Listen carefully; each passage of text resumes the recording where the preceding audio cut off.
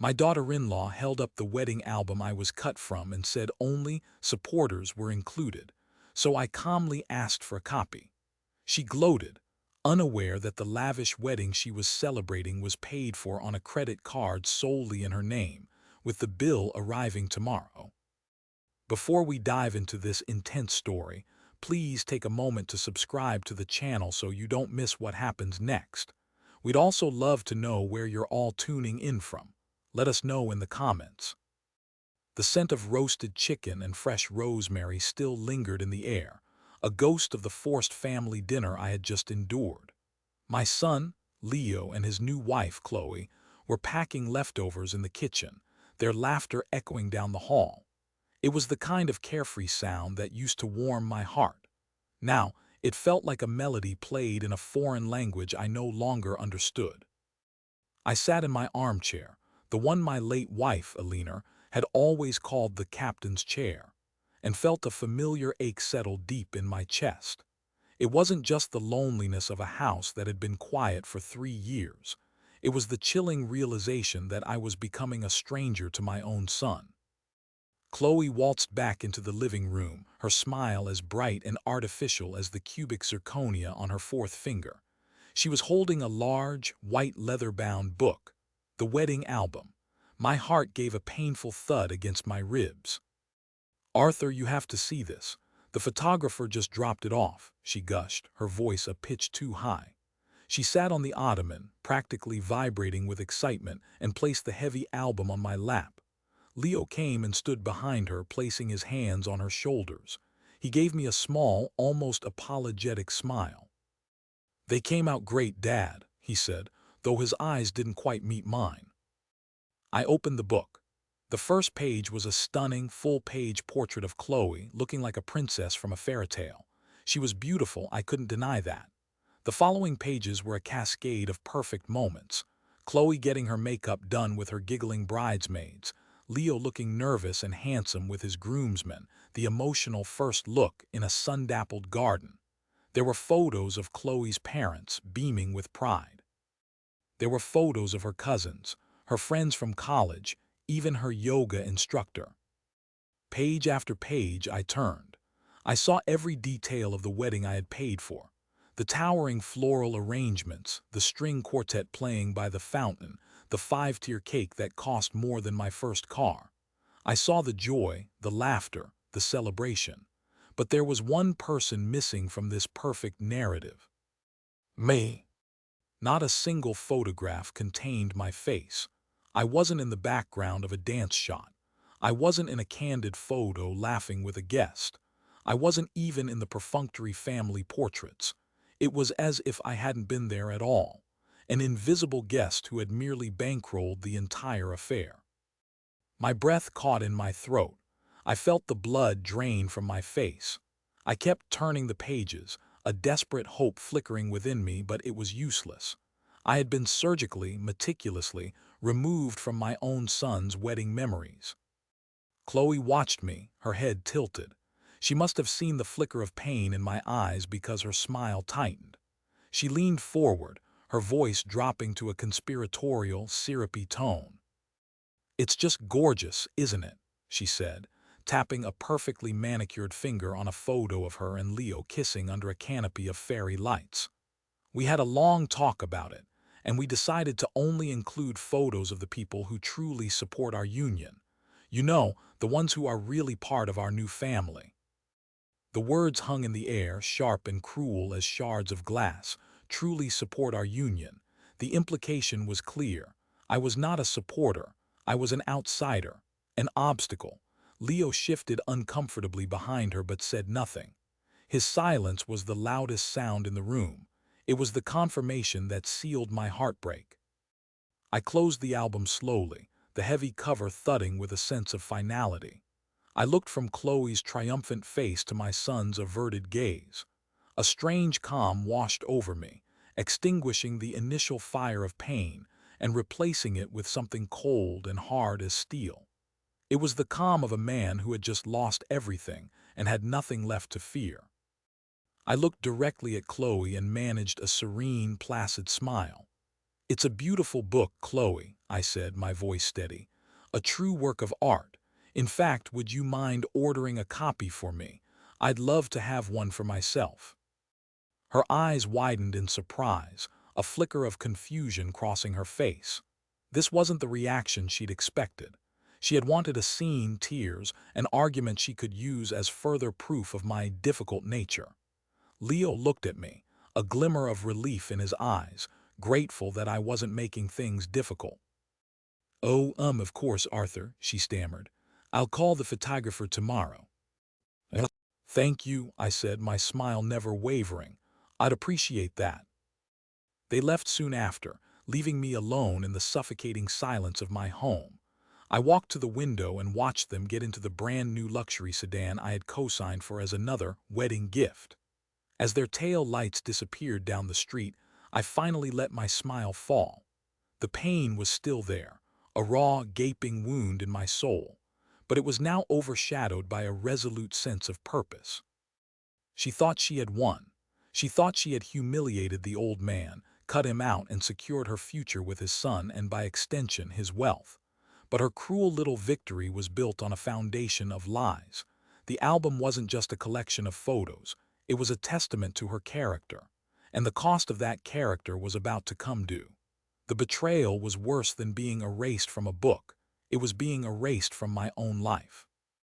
The morning after the album incident was shrouded in a thick gray fog, mirroring the bleak landscape of my emotions. I woke up from a restless sleep. The image of those glossy, fatherless pages burned into my mind. For years after Alina passed, my purpose was singular: Leo. Ensuring his happiness, his stability, his future. Now, it felt as if the foundation I had so carefully built for him had been washed away, and I was left standing in the rubble. I made my coffee, the routine a small anchor in a sea of turmoil. My kitchen, usually a place of warm memories, felt cavernous and cold. I could almost hear Alina's voice, chiding me gently. "Don't just stand there feeling sorry for yourself, Arthur. Do something." My phone buzzed on the granite countertop. It was a text from Leo. "Hey Dad, thanks for dinner last night. Hope you're not upset about the album. Chloe is just very particular about aesthetics." Aesthetics, so that's what they were calling it. The systematic erasure of a parent was an artistic choice. I typed and deleted several responses, angry, hurt, pleading, before settling on something neutral. "Not upset at all. It's your wedding, your memories. Enjoy the honeymoon, talk when you get back." It was a lie, of course. I was deeply, profoundly upset, but showing it would only play into Chloe's hands. She would twist my pain into proof of my negativity. No, my response had to be one of quiet, unbothered acceptance. Later that day, Chloe called. Her tone was saccharine, dripping with false concern. "Arthur, hi, I just wanted to check in on you. You seemed a little quiet last night."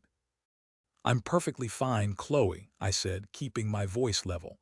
"Just tired. It was a long week." "Oh good, I was so worried," she chirped. "Anyway, I called the photographer about that extra album. He said it's no problem at all. I'll have it sent directly to you when it's ready. My treat." "That's very generous of you," I replied, the irony thick enough to cut with a knife.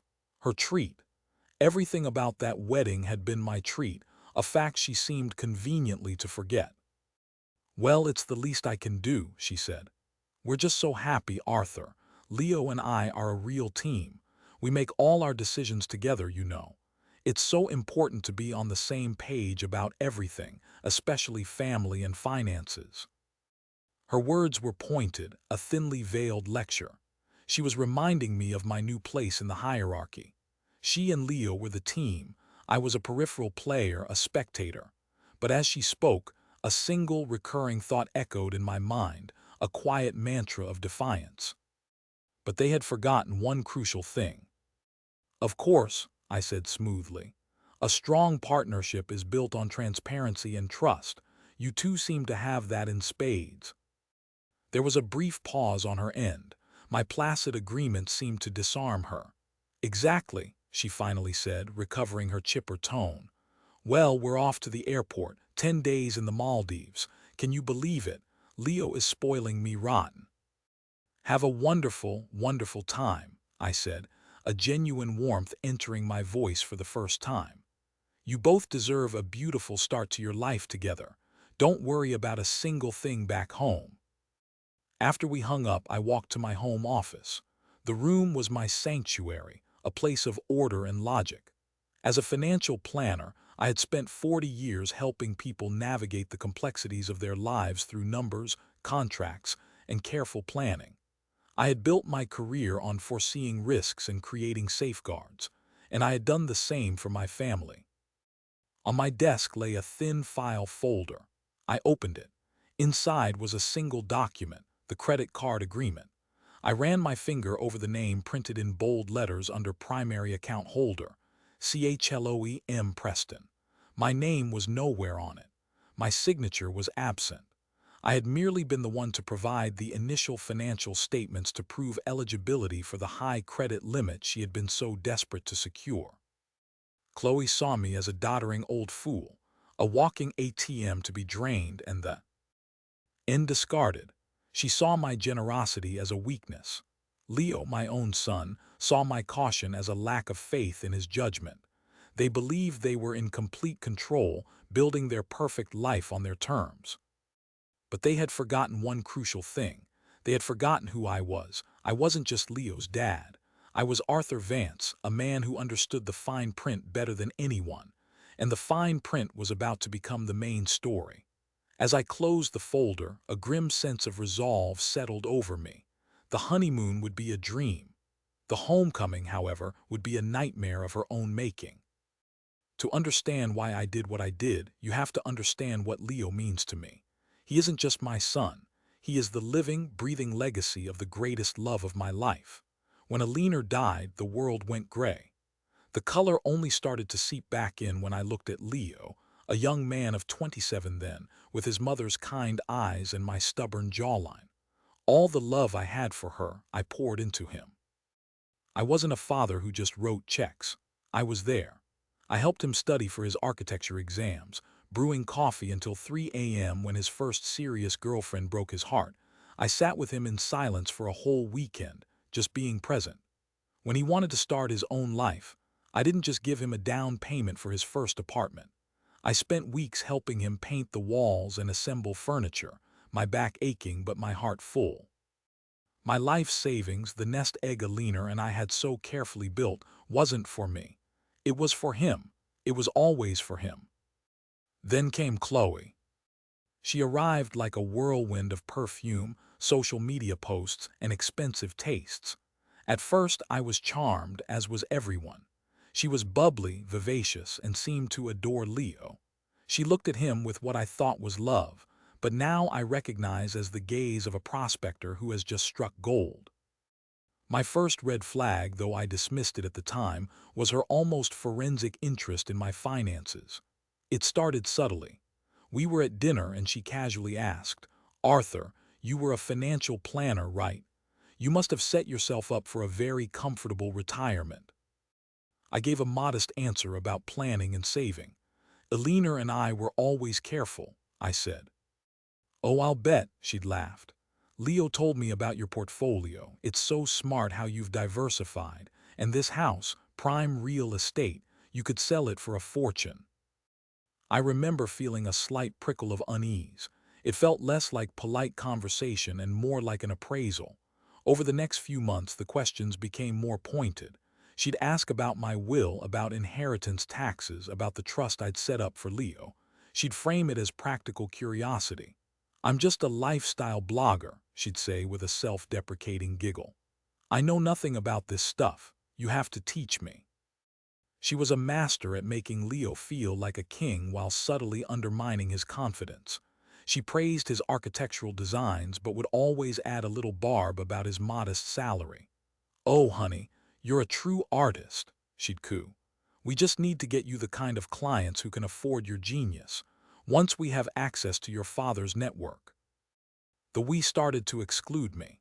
Leo's weekly dinners at my house became monthly, then sporadic. Phone calls I used to get every day were now brief, hurried exchanges. When I'd raise a gentle concern about the speed of their engagement or the sheer expense of their wedding plans, Chloe would pout.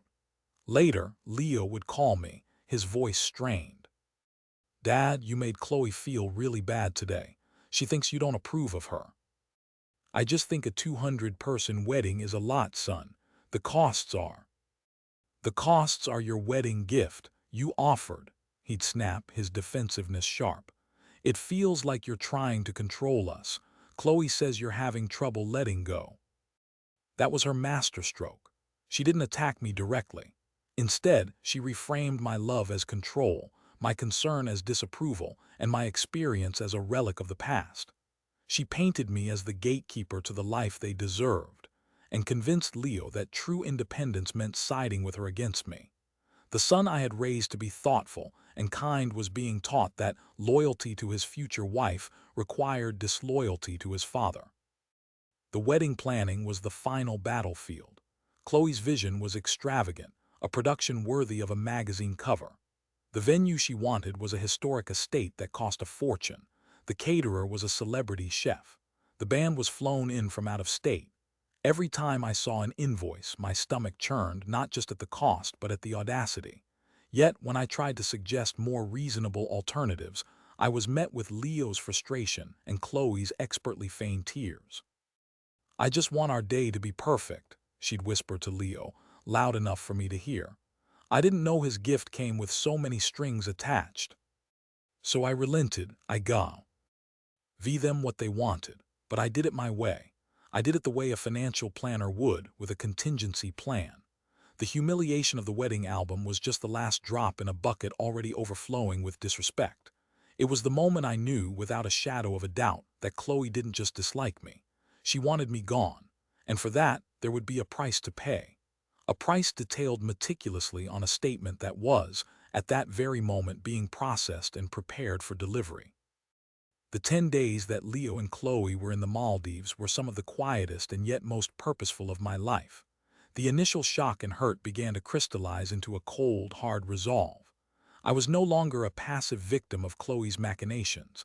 I was now an active strategist, waiting for the pieces on the chessboard to move into place. My trap wasn't something I needed to set. It was already sprung. The jaws were merely waiting to close. My investigation wasn't about hiring a private detective or digging for new dirt.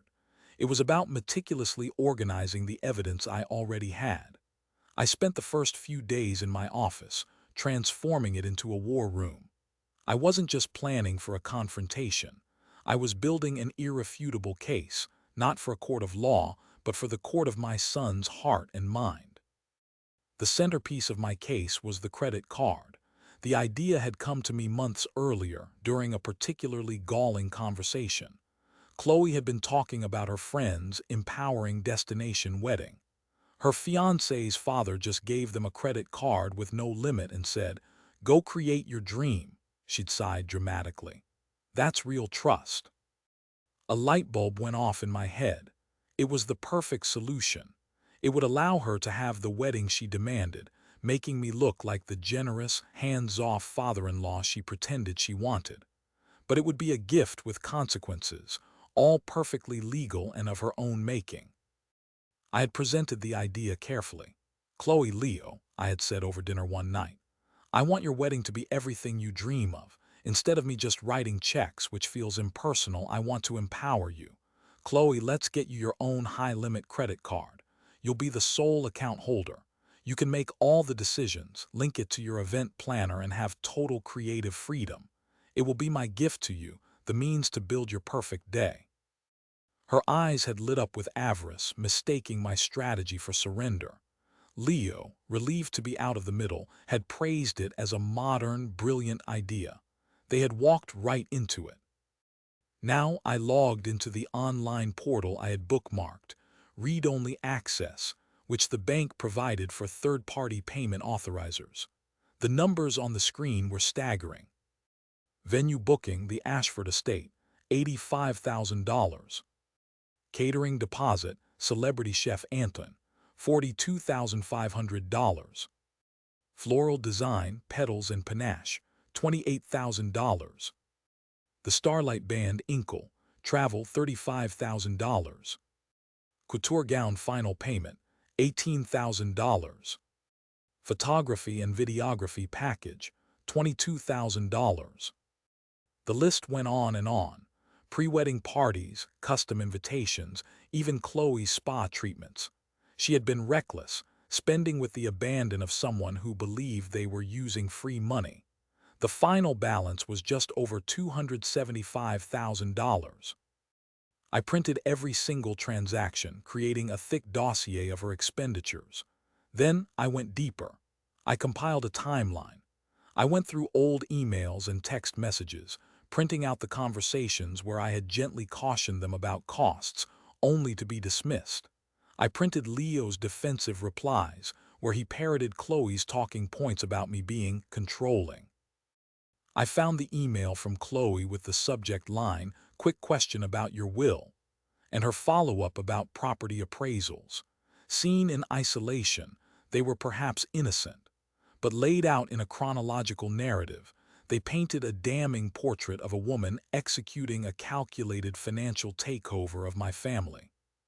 The turning point for me, the moment any lingering guilt vanished, was finding the digital receipt for the wedding album. It was one of the last charges on the card before the honeymoon. There, in the order notes typed by Chloe herself, was a chillingly clear instruction to the photographer. Please ensure final album edit excludes all photos containing the groom's father, Arthur Vance, for aesthetic and personal reasons. My breath hitched. It was one thing to suspect it, to have it confirmed by her cruel words. It was another to see it in cold, hard text. It was premeditated, calculated. It was proof. I put the receipt on the very top of the pile. This was the emotional core of my argument. This was what would, I hoped, finally break the spell she had cast over my son. As the day of their return approached, I felt a strange sense of calm. The trap was invisible, silent, and entirely of her own design. She was sunning herself on a white sand beach, believing she had secured a life of luxury. She had no idea that her lifestyle was built on a mountain of debt that was about to trigger an avalanche. The bill's due date was tomorrow, and I knew with absolute certainty that my phone would ring soon after. The time for passivity was over. The time for consequences had begun. Leo and Chloe returned from the Maldives with deep tans and an air of untouchable bliss. Chloe's social media was a flood of perfectly curated photos, infinity pools, turquoise waters, romantic dinners on the beach. The caption on her final post read, "Returning home to start our forever, feeling so blessed and supported, newlyweds dream life best husband." The irony was suffocating.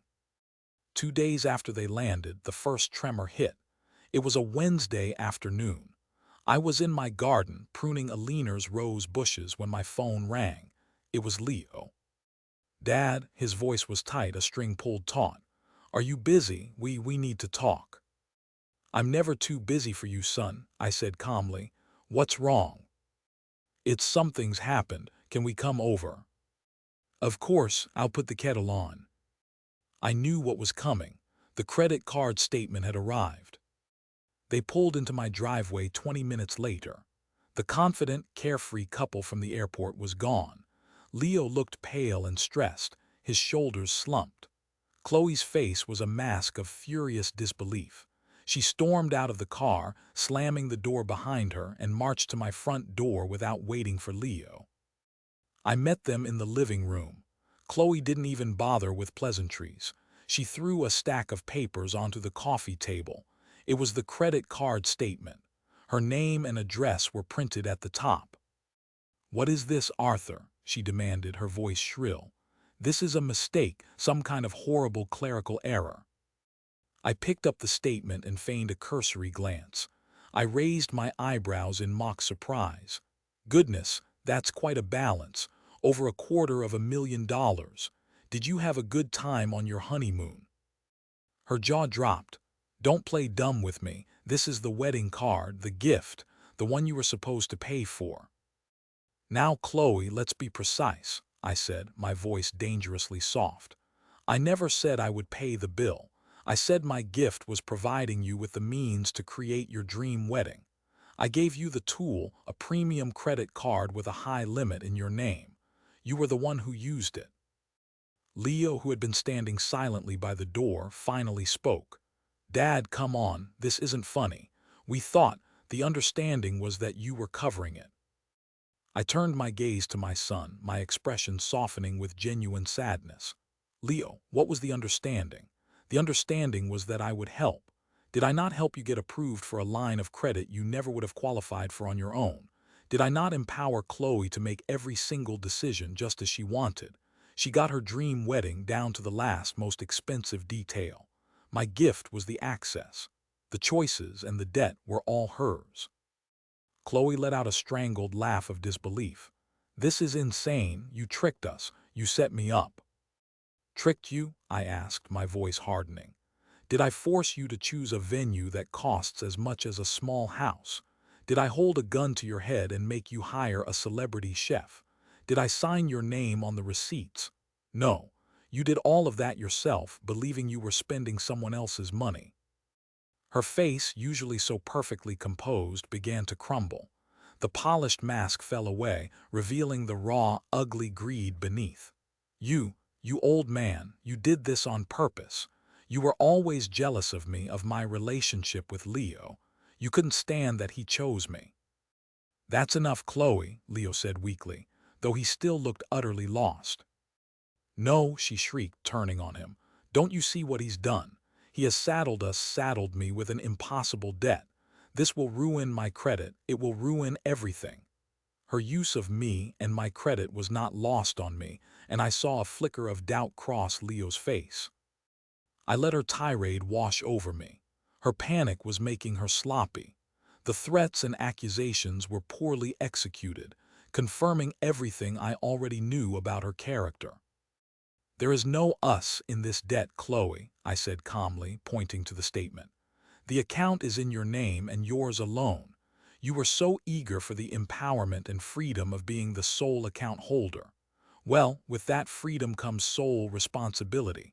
That's how credit works. I leaned back in my armchair, the captain's chair, and looked at the woman who had tried to tear my family apart. The woman who had humiliated me and erased me. Her beautiful, curated life was imploding, and it had happened exactly as I'd planned. The bill is due in 2 weeks, I said, my voice flat and final. I suggest you start making some phone calls, but don't call me. As you made perfectly clear, I'm not truly part of your new family, and family, as you know, is for supporters. The silence that followed was deafening. Chloe stared at me, her mouth opening and closing like a fish, no sound coming out. The blood had drained from her face, replaced by a pasty white shade of pure terror. She finally understood. She was trapped. The days following the initial confrontation were a storm of desperation on Chloe's part. Her first strategy was to try and regain control of the narrative, painting herself as the victim of a cruel, manipulative old man. She sent Leo a barrage of frantic, tearful texts, which he, in his confused state, forwarded to me. He planned this all along, Leo. It was a trap to ruin me. He never loved you, he just wants to control you. You have to choose. My credit will be destroyed. I won't be able to get a car loan, a mortgage. My lifestyle brand is built on an image of success. He's trying to sabotage my career. Chloe then tried to rally her family. Her parents called me, first with confusion, then with outrage. Arthur, there must be a misunderstanding, her father began, his tone reasonable. When I calmly explained the situation, that Chloe had willingly opened the card and spent the money, his tone shifted. This is unconscionable. You've trapped our daughter in debt. We'll get lawyers. Please do, I replied evenly. They will tell you the same thing I am telling you now. The contract is legally sound and she is the only one liable. Perhaps they can advise Chloe on bankruptcy proceedings. The mention of bankruptcy ended the call abruptly. The most painful part was watching Leo. He was caught in an impossible position, a tug-of-war between the woman he loved and the father who had raised him. He became withdrawn and sullen. He came to my house alone one evening, his eyes red-rimmed and weary. "Dad, I don't understand why you're doing this," he said, his voice cracking. "It feels cruel. She made a mistake, okay? She got carried away. But to ruin her financially, why?" I knew this was my moment. The foundation of doubt was there. I just needed to show him the truth without pushing him away. This couldn't be about my anger. It had to be about his enlightenment. "Sit down, son," I said gently, gesturing to the chair opposite mine. I had the file I'd prepared waiting on the side table. "I'm not doing this to be cruel. I'm doing this to show you something you haven't been able to see. This isn't about one mistake. It's about a pattern." I opened the folder. I didn't start with the credit card statements. I started with the emails. "Do you remember when Chloe first started asking about my will? You said she was just curious." I showed him the printout. Then I showed him the texts about appraising my house. "You said she was just making conversation." I laid out the timeline of her escalating financial inquiries, her subtle digs at his salary, her constant framing of my love as control. Each piece of evidence was a small stone, but together they formed a mountain. Leo read through them, his expression shifting from defensive to disturbed. "Dad, you're twisting things." "Am I?" I asked softly. I then pulled out the final, most damning piece of proof, the invoice for the wedding album. I slid it across the table. "Read the note at the bottom, Leo. The special instructions Chloe sent to the photographer." He picked it up. His eyes scanned the page, and I saw the exact moment he read the words. "Excludes all photos containing the groom's father, Arthur Vance, for aesthetic and personal reasons." A wave of nausea washed over his face. He looked up at me, his eyes wide with a dawning horror. The clinical, premeditated cruelty of it was undeniable. It wasn't an oversight. It wasn't about aesthetics. It was a deliberate act of erasure. She told me you two had discussed it," he stammered. "That you were fine with not being in many pictures because you don't like having your photo taken." "And you believed her?" I asked, my voice filled not with accusation but with a deep, sorrowful ache. "Leo, when have I ever shied away from a picture with you? At your graduation, your birthdays, all the family vacations. Look around this room." His gaze drifted to the mantelpiece, covered in framed photos of us. Me holding him as a baby. The two of us, arms slung around each other at a baseball game. A photo of me, him, and Alina, taken just a year before she passed. Our entire life together, chronicled in pictures. The truth hit him like a physical blow. He buried his face in his hands, his shoulders shaking. "I've been such a fool," he whispered, his voice thick with shame. I let her turn me against you." "She is very good at what she does," I said, my heart breaking for him. "You wanted to build a life with her, to trust her. That is not foolish. That is love. But love cannot be blind, son. And now you see." The spell was broken, not by my anger or by the financial crisis, but by one sentence of he. Our own creation, a sentence that revealed the cold, calculating nature of her heart. The debt was just the mechanism of the reveal. The proof of her character was the real issue. He stayed for a long time that night. We talked more than we had in a year. He told me about the constant pressure, the subtle manipulations, the feeling that he was never good enough on his own. He was a good man who had been expertly played. When he finally left, he looked exhausted but clear-eyed. "I have to go talk to her," he said, his voice firm. "I have to end this." The final confrontation was no longer mine to lead. It was his. The final showdown happened 2 days later, not with a dramatic public scene, but in the quiet, tense atmosphere of my living room, the same room where the humiliation had begun. Leo had arranged it. He called and asked if he and Chloe could come over to resolve things once and for all. I knew what he meant. He needed a neutral ground, and perhaps he needed my silent support. When they arrived, the dynamic between them had fractured completely. Leo walked in first, his face set like stone. Chloe followed, her eyes puffy and red, but she had abandoned the victim act. Now she radiated a cold, simmering fury. She was a cornered animal, ready to lash out. "Let's get this over with," she said, her voice devoid of its usual charm. She remained standing, crossing her arms over her chest as if to form a shield. Leo stood beside her but not with her. There was a clear foot of space between them. He looked at me, then at her. "Chloe," he began, his voice steady and strong. "We need to talk about the money and about everything else." "There's nothing to talk about," she snapped. "Your father set a trap and you let him. You're supposed to be my husband, my partner. You're supposed to be on my side." "I am on the side of the truth," Leo countered, his voice ringing with newfound conviction. "And the truth is you've been lying to me for a long time." Chloe scoffed. "Oh, because he showed you a few out-of-context emails. He's twisting everything to break us up." Leo shook his head slowly. "It's not the emails, Chloe. It's not even the money, not really. It's this." He pulled a piece of paper from his pocket. It was a copy of the photographer's invoice. He held it up for her to see. "I called the photographer, Chloe. I asked him about the discussion you and my dad supposedly had about the photos. Funny thing, he has no memory of that, but he does have a record of your very specific written instructions." Chloe's face went white. She stared at the paper as if it were a venomous snake. "Why, Chloe?" Leo asked, his voice breaking with the weight of his own pain. "Why would you do that? He's my father. He's my only family. Why would you deliberately try to cut him out of my life like that?" For the first time, she was speechless. There was no lie she could spin, no one else to blame. Her own words had condemned her. She started, her voice a desperate whisper. "You don't understand our vision. He's so traditional. He holds you back.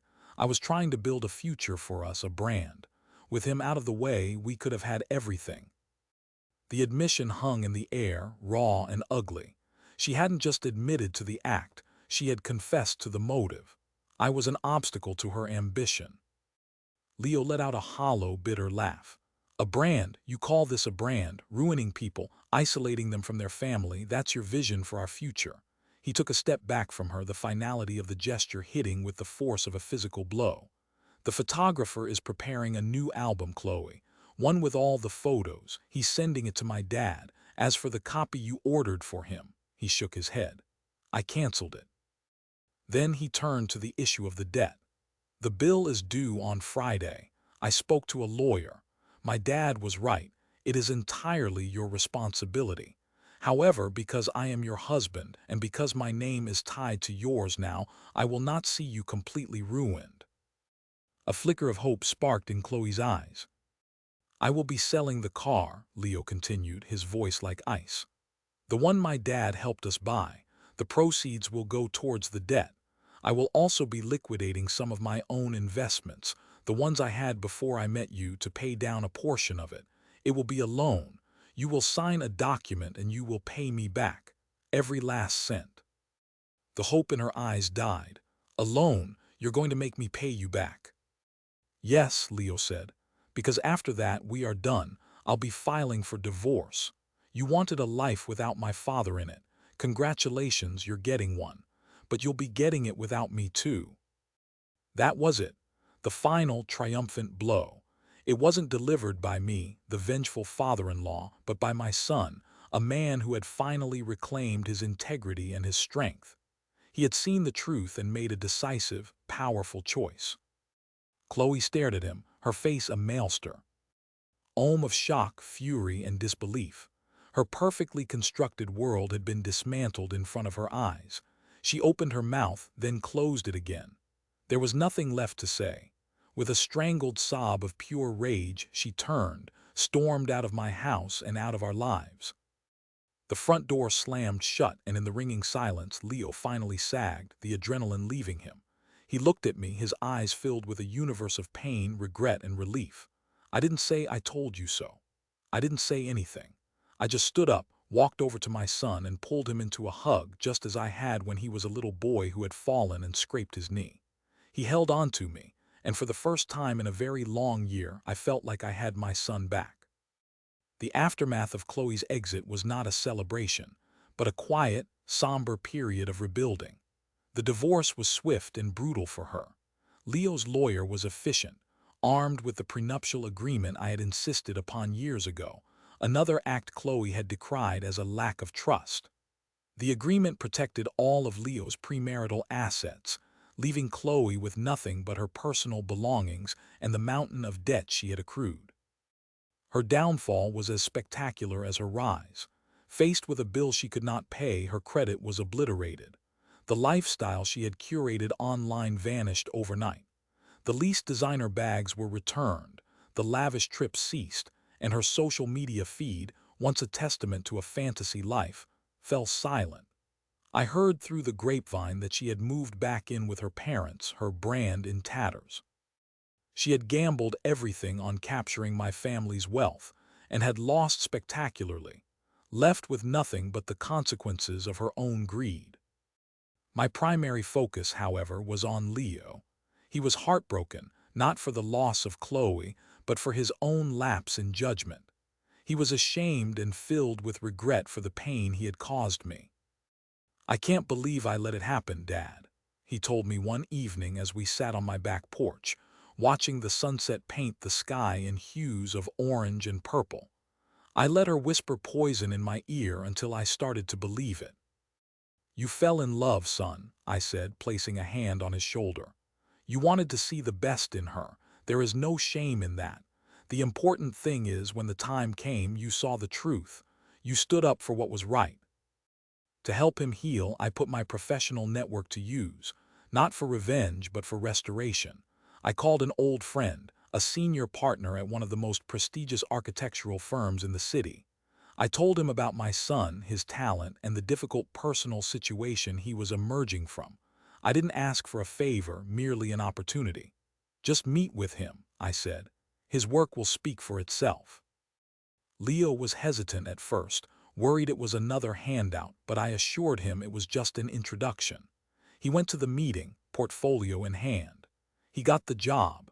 It was a position that recognized his true potential, one where he would be valued for his skill, not his connections. Watching him come alive with passion for his work again was the greatest reward I could have asked for. He moved out of the apartment he had shared with Chloe and into a smaller, more modest place of his own. A space he filled with his own personality, not someone else's aesthetic. A few weeks later, a large, flat package arrived. It was the new wedding album from the photographer. I opened it with trepidation. This time the story it told was different. Interspersed with the photos of Leo and Chloe were photos I had never seen. Me pinning the boutonniere on my son's lapel, my hands trembling slightly. Me looking on from the front row as he said his vows, a proud, bittersweet tear in my eye. Me sharing a laugh with an old family friend during the reception. I had been there all along. I had just been temporarily edited out. Leo came over for dinner that night. I had the album sitting on the coffee table. He saw it and gave me a sad smile. "I wasn't sure if you'd want to keep it," he said quietly. "It's a memory of a difficult day," I replied. "But it's also the memory of the day my son got married, and more importantly, it's a reminder." "A reminder of what?" "That truth, like a good photograph, can be hidden," I said, looking him in the eye. "But it can't be erased. It always develops in the end." We sat together in a comfortable silence, the quiet of our renewed bond filling the space between us. The house didn't feel so empty anymore. The ache in my chest had been replaced by a quiet sense of peace. The storm had passed, and in its wake my family, though smaller, was stronger and more honest than it had been in years. I had my son back, and a deep, abiding sense of vindication. The cost had been high, but my investment in truth had finally paid its dividend.